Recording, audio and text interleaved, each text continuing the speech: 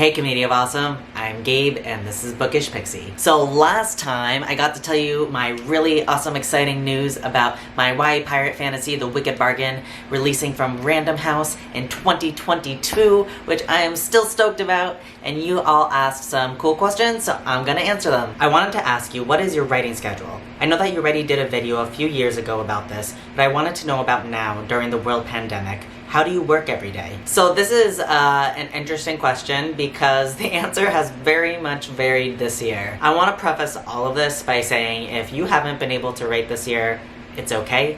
It's been a very difficult year for literally everyone, and I think the priority should be to take care of yourself and survive, honestly. So if you haven't been able to write, I want to say that's okay. Don't worry about it. So I pretty much didn't write from January to July at all. That was partially because I was on submission with The Wicked Bargain, so I couldn't work on The Wicked Bargain, which is what I wanted to work on.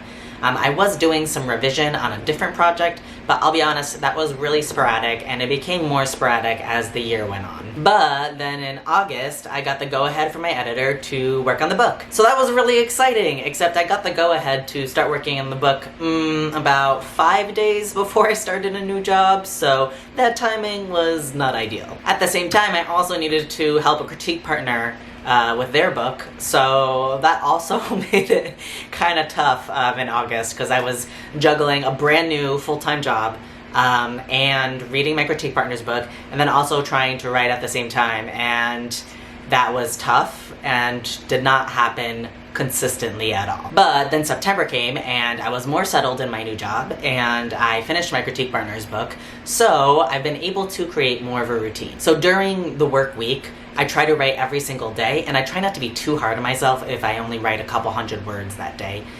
Because the point to me is to just make some kind of progress every day. Then I take Saturday off because self-care is important, and I have learned the hard way what it's like to burn out, so I've been super trying not to do that again. And then Sunday, I try to write as much as possible. So that means all day is in play. It does not mean that I am sitting at my computer all day, because that's not happening. But it does mean I'm just trying to get as many words done as possible. And that's my current schedule.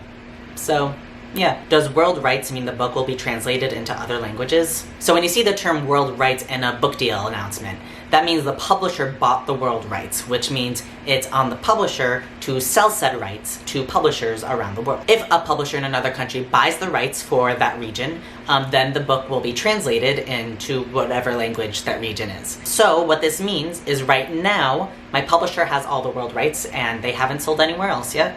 But I am trusting my publisher to use said rights strategically so that hopefully there will be some translation. So that would be super cool. We'll see. Fingers crossed. When is the cover reveal? That is a great question. Who knows?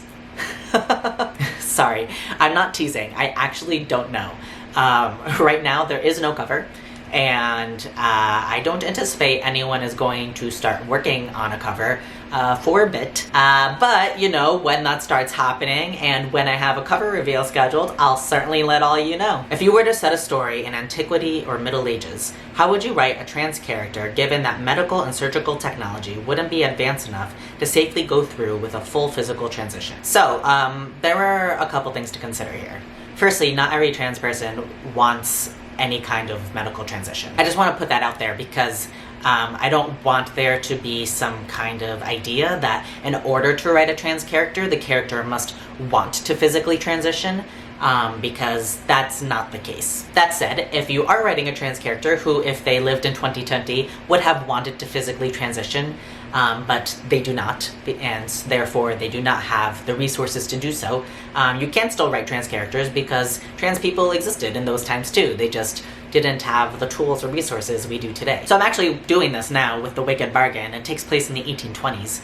And yeah, there is no physical transition options for trans people then. That did not exist. So my protagonist is transmasculine, non-binary, and isn't fully at peace with their body as is. So the way I've been writing them is by thinking back to how I felt before I was able to medically transition.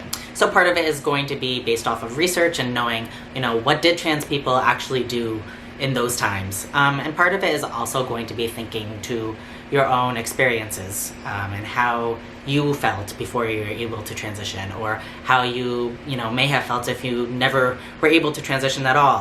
So I think a lot of it is kind of your own soul searching and thinking about how you would feel in that situation, slash how you have felt in somewhat similar situations, and then applying it that way. And that's what I got for today. If you liked what you saw, don't forget to subscribe and comment, and I'll see you all soon.